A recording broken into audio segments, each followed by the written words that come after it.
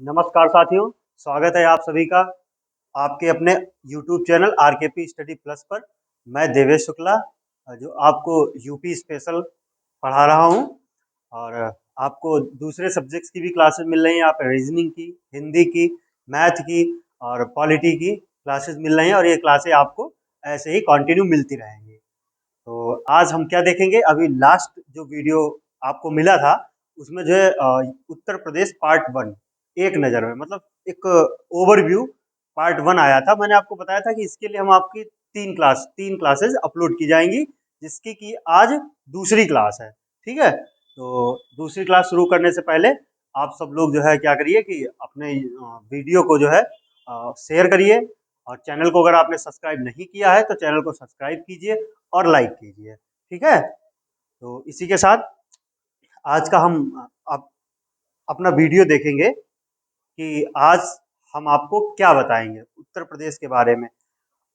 अब जैसे हमने आपको कुछ चीजें लास्ट क्लास में बताई थी, ठीक है, कि उत्तर प्रदेश का क्षेत्रफल, उत्तर प्रदेश का सबसे बड़ा जिला, उत्तर प्रदेश का सबसे छोटा जिला, इस तरह की चीज आज के हम अपने वीडियो में देखेंगे कि जैसे कुछ नगर हैं जिनके उपनाम, जैसे काशी का उपनाम या फिर आपका लखनऊ का प्राचीन नाम, ऐसे ही जैसे आपका प्राचीन नाम देख लिया, ऐसे कुछ बहुत महत्वपूर्ण हमारे प्रदेश में मंदिर हैं, क्योंकि हमारा प्रदेश जो सांस्कृतिक रूप से क्या है, बहुत ही विविधतापूर्ण है। तो इसलिए क्या है कि कुछ मंदिर हैं जो बहुत ही महत्वपूर्ण हैं और वो एग्जाम्स में पूछे भी जाते हैं। तो वो मंदिर हैं तो कहाँ पर हैं, आपके जैसे एयरपोर्ट, क्या एयरपोर्ट, अब आपको पता होगा कि अ, उत्तर प्रदेश एक ऐसा राज्य है जिसमें सबसे ज्यादा अंतर्राष्ट्रीय हवाई अड्डे हैं। कौन से हवाई अड्डे हैं? अंतर्राष्ट्रीय। उनकी संख्या कितनी है? 5। कितनी है? 5। तो उत्तर प्रदेश मात्र एक ऐसा राज्य है भारत देश का जिसके पास अंतर्राष्ट्रीय लेवल के 5 हवाई अड्डे। वैसे तो कई बहुत सारे हवाई अड्डे, लेकिन 5 ऐसे अंतर्राष्ट्रीय हवाई अड्डे। अच्छा, राष्ट्रीय हवाई अड्डे और अंतर्राष्ट्रीय हवाई अड्डे डिफरेंस क्या होता है?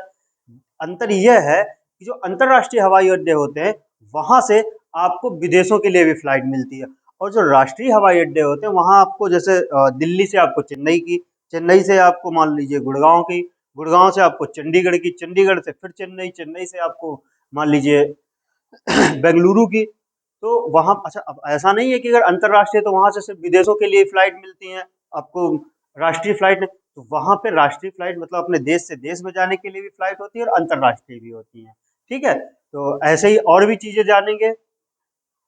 ठीक, तो देखेंगे आज का, शुरू करेंगे अपनी क्लास को।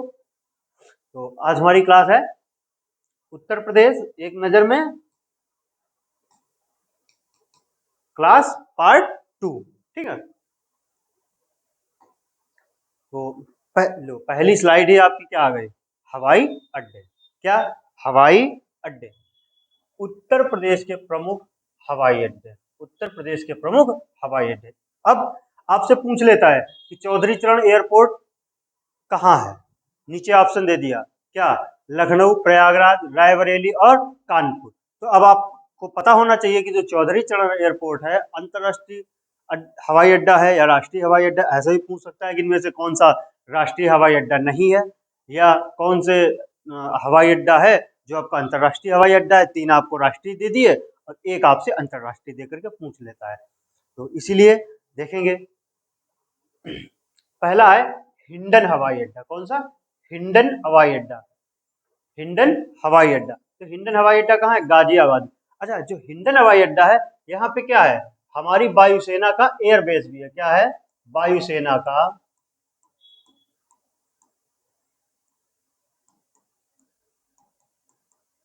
एयरबेस भी है। ठीक, तो जो हिंडन हवाई अड्डा है वो आपका कहाँ पे है? गाजियाबाद। कहाँ पे है? गाजियाबाद में, जिला गाजियाबाद। हाँ, तो अगला है आपका सरसावा हवाई अड्डा। कौन सा? सरसावा हवाई अड्डा। तो सरसावा हवाई अड्डा आपका कहाँ है? यह है आपका सहारनपुर में। कहाँ है आपका? सहारनपुर में। अगला चौधरी चरण सिंह अंतरराष्ट्रीय हवाई अड्डा, ये कहाँ पे है? चौधरी चरण सिंह अंतरराष्ट्रीय हवाई अड्डा, ये कहाँ पे है आपका? लखनऊ में। कहाँ पे है? लखनऊ में। अब देखिए अंतरराष्ट्रीय, तो अब अगर आपसे पूछे कि चौधरी चरण सिंह जो हवाई अड्डा है वो राष्ट्रीय हवाई अड्डा है या अंतरराष्ट्रीय हवाई अड्डा, तो आपको पता होना चाहिए जो चौधरी चरण सिंह हवाई अड्डा है वो आपका कैसा है? वो आपका अंतरराष्ट्रीय हवाई अड्डा है। ठीक, अगला हवाई अड्डा देखेंगे। अगला हवाई अड्डा है लाल बहादुर शास्त्री अंतरराष्ट्रीय हवाई अड्डा। जो लाल बहादुर शास्त्री हवाई अड्डा है ये कहाँ पे है? ये आपका है वाराणसी में। कहाँ पे है आपका? वाराणसी में। ठीक है, तो लाल बहादुर शास्त्री अंतरराष्ट्रीय हवाई अड्डा कहाँ हो गया आपका? वाराणसी में। ठीक, अगला है बमरौली हवाई अड्डा। कहाँ पे? बमरौली हवाई अड्डा। तो बमरौली हवाई अड्डा आपका कहाँ पे? प्रयागराज में। कहाँ पे है? प्रयागराज में। बमरौली हवाई अड्डा प्रयागराज। कहाँ पे? प्रयागराज में। नेक्स्ट है आपका चकेरी हवाई अड्डा। चकेरी हवाई अड्डा। अब ये चकेरी हवाई अड्डा कहाँ है? तो चकेरी हवाई अड्डा जो है आपका वो कहाँ पे है? कानपुर में। कहाँ पे है?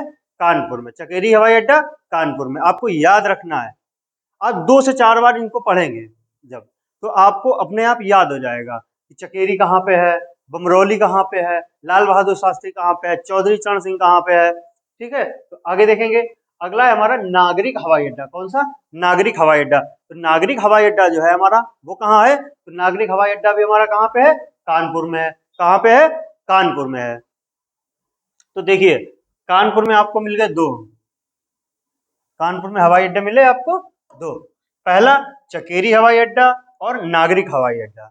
चकेरी हवाई अड्डा और नागरिक हवाई अड्डा ये कहाँ पे है? ये हमारे कानपुर में हवाई अड्डे हैं। ठीक, अगला है मर्यादा पुरुषोत्तम श्री राम अंतरराष्ट्रीय हवाई अड्डा। अब ये तो आपको ऐसे ही याद होना चाहिए कि मर्यादा पुरुषोत्तम श्री राम ये कहाँ पे है? अयोध्या। तो ये कहाँ पे है आपका? अयोध्या। अब देखिए एक आपका ये अंतरराष्ट्रीय हवाई अड्डा है, दूसरा आपका ये अंतरराष्ट्रीय हवाई अड्डा। ठीक है, तीसरा है जेवर हवाई अड्डा। कौन सा? जेवर हवाई अड्डा, जेवर एयरपोर्ट। तो जेवर एयरपोर्ट कहाँ पे है? गौतम बुद्ध नगर। गौतम बुद्ध नगर मतलब नोएडा में। कहाँ पे? नोएडा में। तो जो जेवर एयरपोर्ट है वो आपका कहाँ पे है? तो जेवर एयरपोर्ट आपका है गौतम बुद्ध नगर में। कहाँ पे? गौतम बुद्ध नगर में। अगला है ललितपुर हवाई अड्डा। तो ललितपुर हवाई अड्डा ये आपका ललितपुर में ही है, नाम से है तो नाम से है। झांसी हवाई अड्डा झांसी में है। इसकी ये तो आपसे एग्जाम में पूछेगा नहीं, हम आपको ले आए ताकि आप ये जाने कि झांसी में भी एयरपोर्ट है, आपका ललितपुर में भी एयरपोर्ट है। ठीक है, अब देखिए अगला सबसे कंफ्यूजिंग हवाई अड्डा। कैसा हवाई अड्डा? सबसे ज्यादा कंफ्यूजिंग हवाई अड्डा क्या? ताज अंतरराष्ट्रीय हवाई अड्डा। कौन सा? ताज अंतरराष्ट्रीय हवाई अड्डा है कहाँ पर? ग्रेटर नोएडा में। कहाँ पे है? ग्रेटर नोएडा में। लेकिन अब आप जैसे ही ताज देखते हैं, क्या ताज, आपके दिमाग में क्या आता है? ताजमहल। और ताजमहल कहाँ है? आगरा में। कहाँ है? आगरा में। लेकिन आपको ये याद रखना है कि जो ताज अंतरराष्ट्रीय हवाई अड्डा है वो कहाँ है? ग्रेटर नोएडा में। कहाँ पे है? ग्रेटर नोएडा। नोएडा में नहीं, ग्रेटर नोएडा में। ये भी आप याद रखेंगे। आगे देखेंगे। हाँ, तो आगे हमारे थोड़े से और हवाई अड्डे हैं जिनके बारे में हम जानेंगे कि फला हवाई अड्डा कहाँ पे, कौन सा हवाई अड्डा किस जगह पर आपका है। तो अगला है आपका बरेली हवाई अड्डा। तो बरेली हवाई अड्डा बरेली में। अब आ गया फुर्सतगंज हवाई अड्डा। कौन सा? फुर्सतगंज हवाई अड्डा। तो फुर्सतगंज हवाई अड्डा कहाँ पे आपका? रायबरेली में। बरेली हवाई अड्डा आपका बरेली में है। ठीक है, बरेली हवाई अड्डा आपका बरेली में है, और जो फुर्सतगंज हवाई अड्डा है वो आपका कहाँ पे है? रायबरेली में है। फुर्सतगंज हवाई अड्डा रायबरेली में। प्रयागराज हवाई अड्डा प्रयागराज में। कहाँ पे? प्रयागराज में। मुरादाबाद हवाई अड्डा मुरादाबाद में। कुशीनगर अंतरराष्ट्रीय हवाई अड्डा ये कहाँ पे है? कुशीनगर में। कहाँ पे है? कुशीनगर में। गोरखपुर हवाई अड्डा ये आपका गोरखपुर में है। ठीक है, तो ये तो नाम से ही आपका क्लियर है कि गोरखपुर वाला है तो गोरखपुर। कुशीनगर अंतरराष्ट्रीय हवाई अड्डा तो ये भी आपका कुशीनगर हो गया। मुरादाबाद मुरादाबाद, प्रयागराज प्रयागराज, बरेली वाला बरेली में। बस ये आपको याद रखना। फुर्सतगंज कहाँ पे है? रायबरेली में। कहाँ के लोग फुर्सती होते हैं? आप ध्यान रखिए कि बरेली के लोग फुर्सत से उड़ते हैं। तो फुर्सतगंज हवाई अड्डा आपका रायबरेली में। आगे देखेंगे। तो हाँ, तो आगे आपका है आपकी स्क्रीन पे उत्तर प्रदेश के प्रमुख दर्शनीय स्थल। उत्तर प्रदेश के प्रमुख दर्शनीय स्थल। ठीक है, तो उत्तर प्रदेश के प्रमुख दर्शनीय स्थल देखेंगे कि कहाँ पर मंदिर है तो कहाँ पे है, या दर्शन करने योग्य या पर्यटन को लेकर के जहाँ पे ज्यादा पर्यटक आते हैं या ज्यादा वहां पे पर्यटन की संभावना है तो वो चीजें कहाँ पर हैं देखेंगे। तो आपका पहला है दशावतार मंदिर। क्या है? दशावतार मंदिर। ठीक है, तो देखिए दशावतार मंदिर, तो दशावतार मंदिर आपका कहाँ है? देवगढ़ में। कहाँ है आपका? देवगढ़ में। अब पूछ ले एग्जाम में कि दशावतार मंदिर कहाँ पर है, तो आपका क्या हो जाएगा, देवगढ़ में। तो दशावतार मंदिर आपका कहाँ है, देवगढ़ में। अगला बाबा सोमनाथ मंदिर, कौन सा, बाबा सोमनाथ मंदिर। सोमनाथ मंदिर आपका कहाँ है, देवरिया में। कहाँ पे आपका, देवरिया में। JK temple, JK temple Kanpur में है। जेके टेम्पल कहाँ पे है, तो जेके टेम्पल आपका है कानपुर में, ठीक है। देवी पाटन मंदिर, तो देवी पाटन मंदिर आपका कहाँ है, बलरामपुर में। कहाँ पे है, बलरामपुर जिला, जिला बलरामपुर में। विश्वनाथ मंदिर, तो विश्वनाथ मंदिर कहाँ है, वाराणसी में, बाबा विश्वनाथ की नगरी है। तो विश्वनाथ मंदिर वाराणसी में आपका हो गया। अगला है आपका पातालपुरी मंदिर, क्या, पातालपुरी मंदिर। तो पातालपुरी मंदिर ये कहाँ हो गया आपका, प्रयागराज में। तो पातालपुरी मंदिर कहाँ है, प्रयागराज में। नेक्स्ट है भारत माता मंदिर, कौन सा, भारत माता मंदिर। तो भारत माता मंदिर आपका कहाँ है, वाराणसी में। कहाँ पे, वाराणसी में। अगला है कनक भवन मंदिर, कौन सा मंदिर, कनक भवन मंदिर। कनक भवन मंदिर, तो कनक भवन मंदिर कहाँ पे है, अयोध्या में। अगला है विंध्यवासिनी देवी का मंदिर, ये कहाँ पे, विंध्याचल में। कहाँ पे है आपका, विंध्याचल में। तो विंध्यवासिनी से आपका विंध्य याद रखना, तो विंध्यवासिनी देवी मंदिर विंध्याचल में। सूर्य मंदिर महोबा में, उत्तर प्रदेश के परिप्रेक्ष्य में यह है सूर्य मंदिर, ठीक है। तो उत्तर प्रदेश में सूर्य मंदिर कहाँ है, महोबा में। वाल्मीकि आश्रम कानपुर नगर, कानपुर नगर मतलब बिठूर, कहाँ पे, बिठूर, गंगा के किनारे। कहाँ, गंगा के किनारे, बिठूर, ठीक। अगला संकट मोचन मंदिर, ये आपका कहाँ पे है, वाराणसी में। कहाँ पे है आपका, वाराणसी में, संकट मोचन मंदिर वाराणसी में। आगे देखेंगे, आगे भी हैं आपके इस पेज पे भी कुछ मंदिर। तो अगला आपका मंदिर है गोविंद देव मंदिर, कौन सा, गोविंद देव मंदिर। तो गोविंद देव मंदिर आपका कहाँ है, तो गोविंद देव मंदिर जो है आपका वो है वृंदावन में। कहाँ है, वृंदावन में। अगला दिगंबर जैन मंदिर, कौन सा, दिगंबर जैन मंदिर। दिगंबर जैन मंदिर आपका कहाँ है, कौशाम्बी में। कहाँ पे, कौशाम्बी में। कहाँ पे, कौशाम्बी में। नेक्स्ट है शुक्ल तालाब, पहले तो ये शुक्ल होगा, शुक्ला नहीं होगा।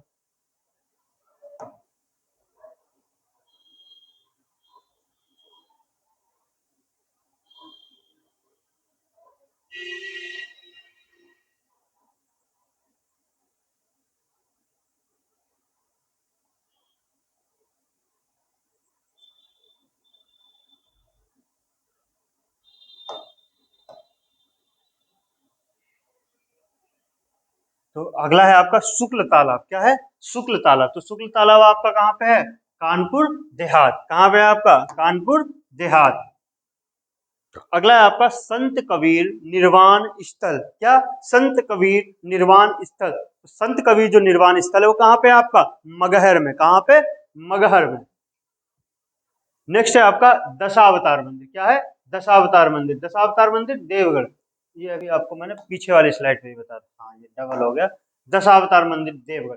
लॉर्ड कॉर्नवालिस का मकबरा, क्या, लॉर्ड कॉर्नवालिस का मकबरा कहाँ है, उत्तर प्रदेश में, गाजीपुर जिले में। कहाँ पे, गाजीपुर में है। अगला है एजाज अली हाल। तो एजाज अली हाल आपका कहाँ है, तो जो एजाज अली हाल है वो आपका पड़ता है कहाँ पर, बिजनौर में। कहाँ पर, बिजनौर में। रेणुकेश्वर महादेव मंदिर, क्या, रेणुकेश्वर महादेव मंदिर, ये आपका है सोनभद्र में। कहाँ पे, सोनभद्र में। रेणुकेश्वर महादेव मंदिर आपका कहाँ पे है, सोनभद्र में। अगला है चौरासी गुंबद, चौरासी गुंबद मंदिर। चौरासी गुंबद कहाँ पे है, ये आपका है जालौन में।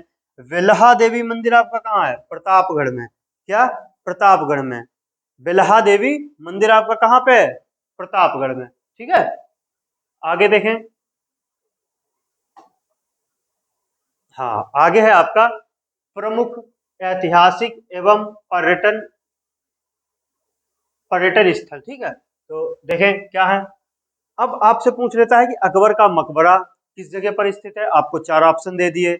आपसे पूछ लिया रूमी दरवाजा कहाँ पे स्थित है, आपको चार शहरों के नाम दे दिए, उसमें से एक आपका सही ऑप्शन होता है। और आपसे पूछ लेता है कि रूमी दरवाजा कहाँ स्थित है, लखनऊ, कानपुर, आगरा, बनारस कहाँ पे स्थित है, तो आपका ऑप्शन क्या होगा, लखनऊ। क्योंकि रूमी दरवाजा, बड़ा इमाम बाड़ा, छोटा इमाम बाड़ा और बहुत सी ऐसी चीजें हैं जो कि आपकी कहाँ स्थित हैं, लखनऊ में। तो देखेंगे अकबर का मकबरा, अकबर का मकबरा कहाँ है, सिकंदरा में।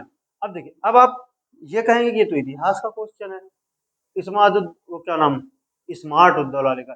एतमाद उद दौला है आपका। क्या है? एतमाद उद दौला।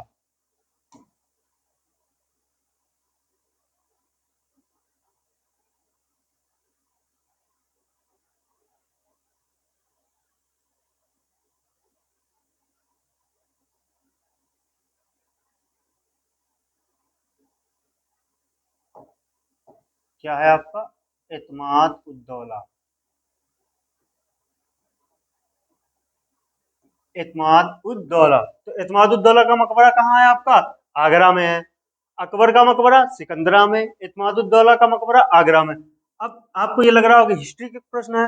हाँ, हिस्ट्री के प्रश्न तो हैं, लेकिन ये उत्तर प्रदेश में स्थित है, इसलिए ये उत्तर प्रदेश विशेष के लिए क्या हो जाते हैं, इसलिए उत्तर प्रदेश के परिप्रेक्ष्य में बहुत ही महत्वपूर्ण हो जाते हैं। अब ये प्रश्न आपसे उत्तर प्रदेश के परिप्रेक्ष्य में भी पूछ सकता है, और क्या है, आपको हिस्ट्री में भी पूछ सकता है। ठीक है, तो अकबर का मकबरा सिकंदरा में, एतमादुद्दौला का मकबरा आगरा में, लाल किला आगरा में। अब देखिए, लाल किला है दो, एक लाल किला कहाँ है? एक लाल किला है आपका दिल्ली में। कहाँ पे? दिल्ली में। और एक आपका कहाँ है? आगरा में। एक कहाँ है? आगरा में। बुलंद दरवाजा कहाँ है? फतेहपुर सीकरी में। बीरबल महल फतेहपुर सीकरी में। सलीम चिश्ती का मकबरा ये भी फतेहपुर सीकरी में। तो तीन चीजें फतेहपुर सीकरी में याद रखना है। कौन सी? बुलंद दरवाजा, बीरबल महल, सलीम अली चिश्ती का मकबरा। बुलंद दरवाजा, बीरबल महल और सलीम चिश्ती का मकबरा, ये तीनों ही कहाँ पे हैं? फतेहपुर सीकरी में है। कहाँ पे है? फतेहपुर सीकरी में। जोधाबाई महल तेहपुर, ये भी फतेहपुर सीकरी में है। फतेहपुर सीकरी, चार चीजें। क्या? चार चीज। जोधाबाई का महल, सलीम चिश्ती का मकबरा, बीरबल महल और बुलंद दरवाजा, ये चारों कहाँ पे हैं? फतेहपुर सीकरी में। अटाला मस्जिद बहुत महत्वपूर्ण, अटाला मस्जिद कहाँ पे है? जौनपुर में। और जौनपुर को क्या कहा जाता है? जौनपुर को कहा जाता है पूर्व का सिराज। क्या कहा जाता है?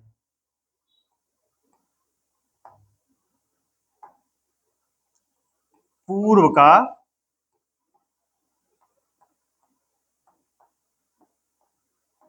सिराज। क्या कहा जाता है? पूर्व का सिराज। बड़ा इमामबाड़ा कहाँ है? लखनऊ में। छोटा इमामबाड़ा लखनऊ में। रूमी दरवाजा आपका, तो रूमी दरवाजा भी आपका कहाँ है? लखनऊ में। कहाँ पे है? लखनऊ में। तो ये हो गए आपके ऐतिहासिक एवं पर्यटन स्थल। और भी हैं, लेकिन मैंने आपको बताया कि उत्तर प्रदेश एक नजर में, मतलब मोटा मोटा ओवरव्यू, तो ये ओवरव्यू के तौर पे हम बहुत जो टॉप पे हैं उनको हम आपको बता रहे हैं यहाँ पर। उसके बाद में जब ये चैप्टर वाइज पढ़ेंगे, जैसे जब आपको चैप्टर वाइज पढ़ेंगे इसके ऐतिहासिक और पर्यटन स्थल, पूरा चैप्टर ही होगा, तो उसमें इनके बारे में भी बताएंगे। अभी फिलहाल आप ऐसे ही इसको देखिए। अगला है उत्तर प्रदेश में साक्षरता। ठीक, उत्तर प्रदेश में साक्षरता। अब जो साक्षरता है वो इतने में तो नहीं आ जाएगी, बहुत कई आयामों से क्वेश्चन बनते हैं, लेकिन आपको ओवरव्यू देना है, इसलिए आपके लिए हम ये लेके थोड़ा थोड़ा सा हर चैप्टर से जो बहुत इंपॉर्टेंट है वो चीज लेके। जैसे अब पूछा जाए अगर उत्तर प्रदेश की ओवरऑल साक्षरता, उत्तर प्रदेश की कुल साक्षरता, मतलब उत्तर प्रदेश के में कितने ऐसे लोग हैं जो कि साक्षर हैं टोटल जनसंख्या में से। तो उत्तर प्रदेश की जो कुल साक्षरता है वो कितनी है? 67.68%। कितनी है? 67.68%। आप ऐसे याद रखिए 67 68, मतलब 68 67 68, तो 67.68% क्या है? उत्तर प्रदेश की कुल साक्षरता है। क्या है? उत्तर प्रदेश की कुल साक्षरता है। अब जो कुल साक्षरता है उसमें से क्या है आपका? पुरुष साक्षरता। तो पुरुष साक्षरता आपका क्या हो गया? 77.3%। अब जितनी भी उत्तर प्रदेश की जनसंख्या है, अब जो जनसंख्या है उसमें बच्चे भी होंगे, महिलाएं भी होंगी, और क्या है, पुरुष भी होंगे। अब बच्चों में भी लड़कियां होंगी, लड़के होंगे। समझ गए? तो अब ये ओवरऑल का बता रहे हैं। तो ओवरऑल जितने भी पुरुष हैं, मतलब पहले तो हो गई आपकी पूरी जो ये वाला दिया है, जैसे हमने कहा कुल साक्षरता। ठीक है, तो इस कुल में क्या है? कुल साक्षरता मैंने आपको बताई 67.68%। इसका मतलब ये हुआ कि इसमें महिलाएं भी हैं। क्या हैं? मेल भी हैं और फीमेल भी हैं। क्या है? मेल भी हैं और फीमेल भी हैं। ओवरऑल मतलब उसमें महिलाएं भी हैं और मेल, सॉरी, पुरुष भी हैं, तो महिला और पुरुष की जो कुल साक्षरता है वो कितनी है उत्तर प्रदेश की जनसंख्या के 67.68%। अब यहाँ पे पूछा है आपका पुरुष साक्षरता।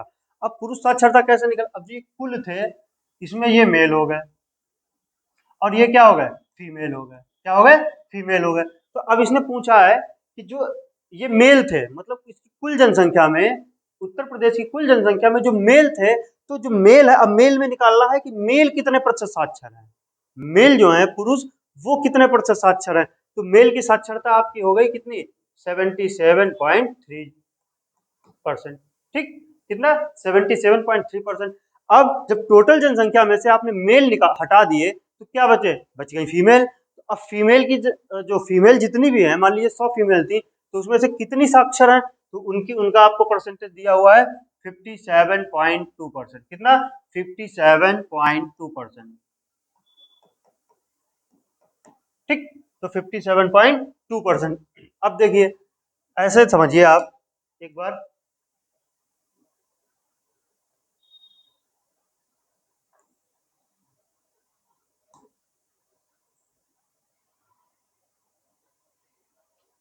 हमने मान लिया जो यूपी की जो जनसंख्या है, ठीक है, मान लिया 1000 है, कितनी है, 1000 है।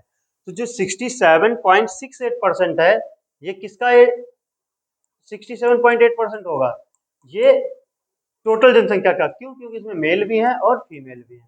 ठीक, अब मान लिया टोटल का परसेंटेज 67.6। अब मान लिया इन 1000 में आपके 560 जो है आपके क्या है, मेल है। क्या है, मेल है। अब बचे कितनी, फीमेल कितनी बच गई, 440। कितनी, 440। कितनी बच गई, 440। तो जो ये वाला जो परसेंट मेल वाला निकला वो 560 का 77.3% आएगा, और ये जो 57.2% निकाला जाएगा, ये आपका 440 में से निकाला जाएगा, ना कि वहां से। तो अब उम्मीद है कि इतना मैंने आपको डिस्क्राइब करके, इतना आपको डिटेल में बताया है, तो उम्मीद है आपको ये चीज समझ में आई होगी। अगर समझ में आई है तो कम से कम 2 लोगों को आप जरूर शेयर करें। ठीक है, अब अगला है सर्वाधिक साक्षर जिला। अब देखिए, सर्वाधिक साक्षर जिला, ये भी आपको समझा दें। जैसे उत्तर प्रदेश में 75 जिले हैं। कितने जिले हैं, 75 जिले। कितने हैं, 75 जिले। तो जो उत्तर प्रदेश में 75 जिले हैं, तो हर एक जिले की अपनी अपनी जनसंख्या है। जैसे भारत राज्य में 28 जिले हैं, सॉरी 28 राज्य हैं, तो 28 राज्यों की अपनी अपनी अलग अलग जनसंख्या है। तो उसी में से एक राज्य उत्तर प्रदेश है, जिसकी की जनसंख्या के बारे में आपसे पूछा कि इसमें कितने परसेंट साक्षर है, कितने परसेंट महिलाएं साक्षर हैं, कितने परसेंट पुरुष साक्षर हैं। इसी उसी तरह से यहाँ पे पूछा है आपका कि सर्वाधिक साक्षर जिला, मतलब वो कौन सा जिला है जिसकी टोटल पॉपुलेशन में से सबसे ज्यादा लोग साक्षर हैं। जैसे 75 जिले हैं, अब 75 जिले में मान लो सबकी अपनी अलग अलग जनसंख्या है, तो अब बताना ये, मान लीजिए ये देखिए, ऐसे समझिए, मान लीजिए एक ये जिला ए है, ये बी है, ये सी है और ये आपका डी है। इसमें मान लीजिए आपके 100 लोग रहते हैं, इसमें मान लीजिए आपके 120 लोग रहते हैं, इसमें मान लीजिए आपके 150 लोग रहते हैं, इसमें मान लीजिए आपके 200 लोग रहते हैं। ठीक है,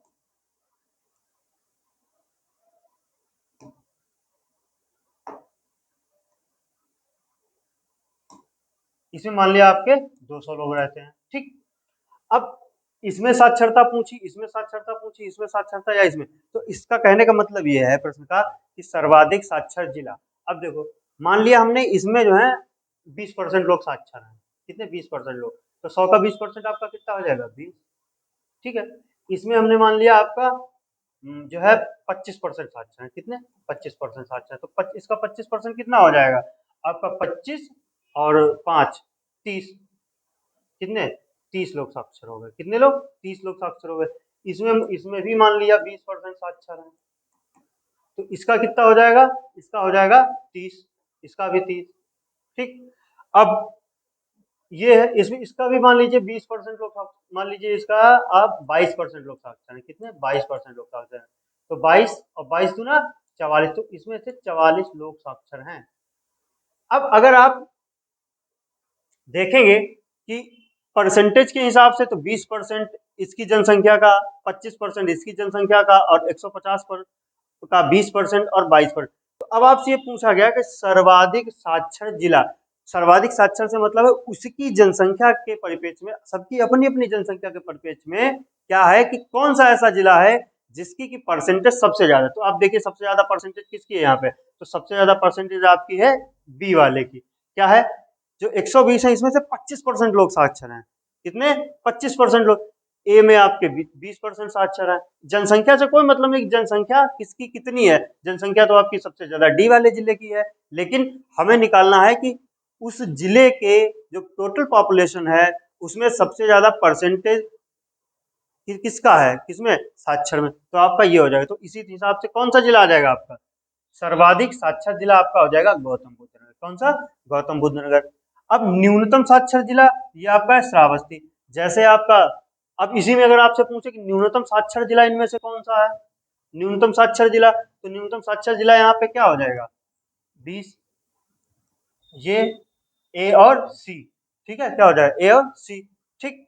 अगला है आपका सर्वाधिक पुरुष साक्षरता वाला जिला।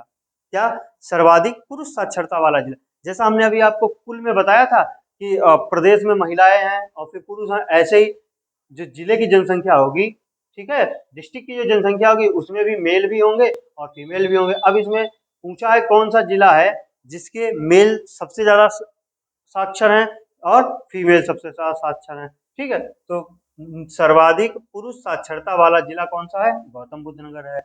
न्यूनतम पुरुष साक्षरता वाला जिला, पुरुष साक्षरता वाला जिला ये कौन सा है आपका, श्रावस्ती है। कौन सा है आपका, श्रावस्ती है। ठीक है, उम्मीद है ये आपको जो भी मैंने समझाया है ये आपको समझ में आया होगा।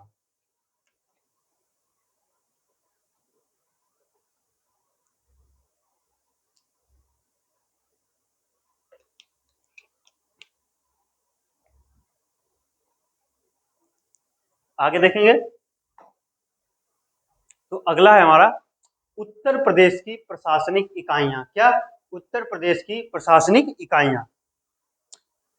प्रशासन मतलब जब हम उत्तर प्रदेश के प्रशासन, उत्तर प्रदेश भाई 75 जिले हैं, उसमें इतने लोग रहते हैं, तो कोई एक लोग उनको, एक कोई ऐसी बॉडी नहीं हो सकती है जो उसको कंट्रोल कर सके पूरे इतने बड़े प्रदेश को। तो उसके लिए हम क्या करते हैं, प्रशासनिक इकाई बनाते हैं छोटे छोटे, कि भाई एक लेवल पे कि हाँ एक दो तीन चार लोगों को के ऊपर एक लोग बिठा दिया कि तुम देखोगे, अगले चार के ऊपर बिठा दिया तो तुम देखोगे, तो एक इसमें से ऐसे ही वो दो इकाइयां होंगी, वो दो लोग फिर अपने ऊपर वाले को, अपने ऊपर वाले को बताएंगे कि हाँ मतलब क्या चल रहा है। वो ऐसे ही क्या होता है, एक हायरार्की होती है, उसी हिसाब से उसी के क्या कहते हैं, प्रशासनिक, ताकि चीजें सही ढंग से हो सके।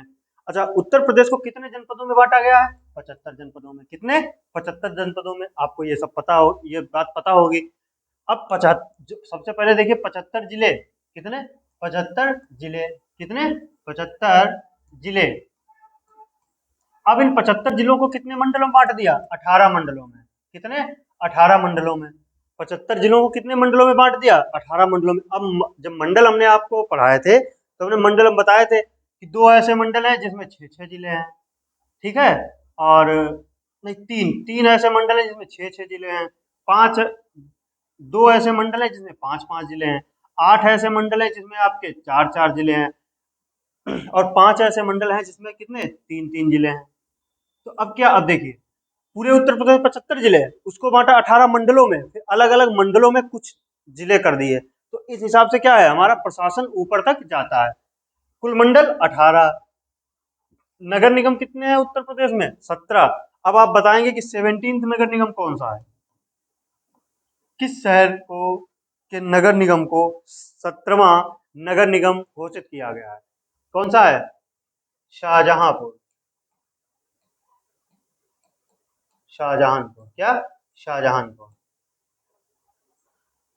नगर पालिका परिषद उत्तर प्रदेश में टोटल नगर पालिका परिषद कितनी है, 200। कितनी है, 200।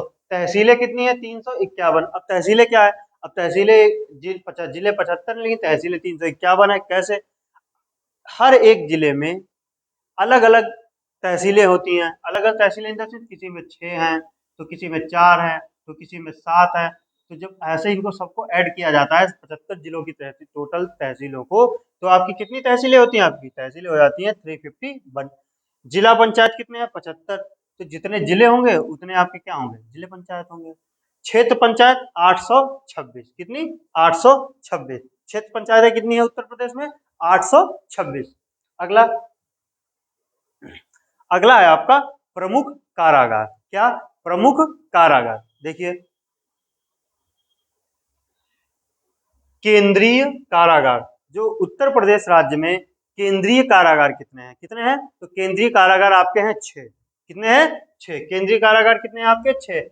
आगरा, बरेली, फतेहगढ़, नैनी, वाराणसी और लखनऊ। आगरा, बरेली, फतेहगढ़, नैनी, वाराणसी और लखनऊ। ठीक, तो कितने आपके केंद्रीय कारागार हैं? आपके हैं 6। आगरा, बरेली, फतेहगढ़, नैनी, वाराणसी और लखनऊ। अब आप एक प्रश्न बताइए, ये किसका जिला मुख्यालय है?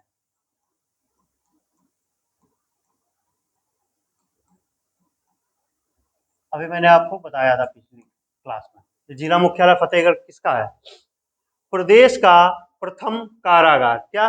प्रदेश का प्रथम कारागार। तो जो प्रदेश का प्रथम कारागार था वो कहाँ का था? कहाँ पे था? आगरा में। कहाँ पे स्थापित था? आगरा में। उप कारागार कहाँ पे हैं? उत्तर प्रदेश राज्य में 2 उप कारागार हैं। कितने हैं? 2 उप कारागार में। और वो 2 उप कारागार कहाँ पे हैं? एक तो महोबा में है और एक आपका देवबंद में है। केंद्रीय कारागार 6, उप कारागार देवबंद और महोबा मतलब 2। कितने? 2। आदर्श कारागार लखनऊ में है। नारी बंदी निकेतन ये भी लखनऊ में है। किशोर सदन कहाँ पे है? बरेली में है। और सबसे महत्वपूर्ण क्या है आपका? ये संपूर्णानंद कारागार प्रशिक्षण संस्थान, ये कहाँ पे है? ये आपका लखनऊ में है। कहाँ पे है आपका? लखनऊ में। संपूर्णानंद कारागार प्रशिक्षण संस्थान ये कहाँ पे आपका? लखनऊ में है। ठीक है, अगली स्लाइड पे चलेंगे। तो अगली स्लाइड है हमारी न्यायिक प्रणाली। क्या? न्यायिक प्रणाली। न्यायिक प्रणाली में देखेंगे उच्च न्यायालय। क्या? उच्च न्यायालय। तो उच्च न्यायालय कहाँ है हमारा? प्रयागराज, जिसे हम क्या कहते हैं? इलाहाबाद। पहले क्या कहते थे? इलाहाबाद। इलाहाबाद। ठीक है, अच्छा, उच्च न्यायालय हमारा कहाँ स्थित है? इलाहाबाद। इसकी एक खंडपीठ है।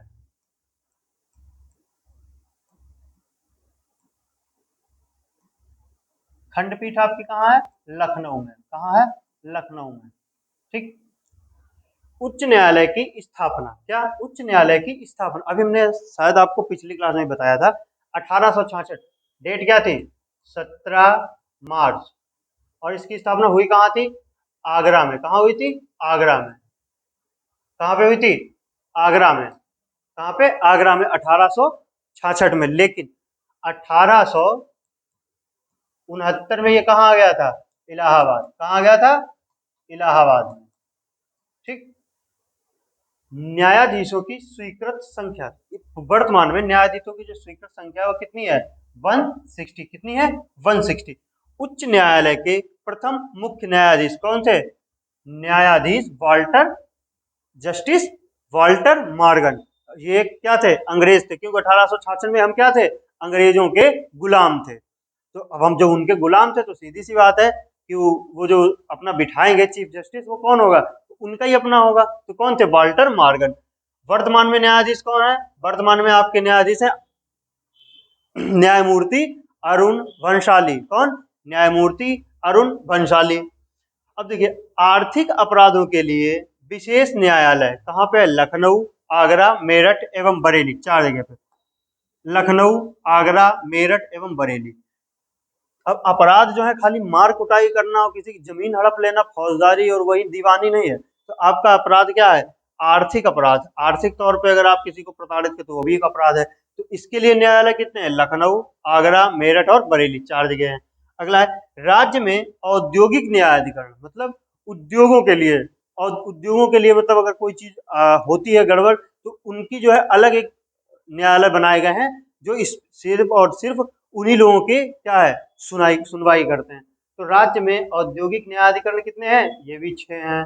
सीबीआई न्यायालय कितने हैं उत्तर प्रदेश में? ये भी 6 हैं। सीबीआई तो आप सबको पता ही होगा, वर्तमान में बहुत ज्यादा चर्चा में रहता है, ईडी, सीबीआई। ठीक है, तो सीबीआई न्यायालय उत्तर प्रदेश में कितने हैं? 6। कितने हैं? 6। अगले पेज पे चलेंगे तो अगला पेज है कुछ प्रमुख नगरों के प्राचीन नाम। क्या? कुछ प्रमुख नगरों के प्राचीन नाम, मतलब पहले कुछ और कहे जाते थे, अब ये बदल के कुछ और हो गए। तो पहला आपका है वाराणसी। क्या है? वाराणसी। तो वाराणसी को पहले क्या कहते थे? काशी। क्या कहते थे? काशी। लखनऊ को क्या कहते थे? लक्ष्मणपुर। क्या कहते थे? लक्ष्मणपुर। या फिर नवाबों का शहर। क्या? नवाबों का शहर। नवाब तो चले गए, शहर बच गया। क्या? नवाब चले गए और बच क्या गया? नवाबी। क्या? नवाबी। झांसी। झांसी का पुराना नाम क्या था? प्राचीन नाम था बलवंत नगर। क्या? बलवंत नगर। क्या नाम था आपका? बलवंत नगर। गोरखपुर। गोरखपुर का नाम रामग्राम या फिर गोरक्षपुर। क्या? या फिर गोरक्षपुर।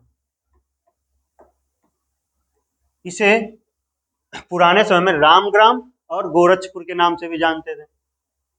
मुरादाबाद को क्या कहते हैं? पीतल नगरी। मुरादाबाद पीतल नगरी। क्या हो गया आपका? मुरादाबाद पीतल नगरी।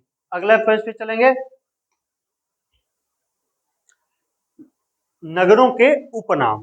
क्या? नगरों के उपनाम। ये आपका जो पीतल नगरी मुरादाबाद था वो यहाँ होना चाहिए था, यहाँ कहीं होगा। ये देखो है पीतल नगरी मुरादाबाद। अब देखिए आंवला। आंवला नगरी किसे कहते हैं? प्रतापगढ़ को। आंवला नगरी प्रतापगढ़। धान का कटोरा चंदौली।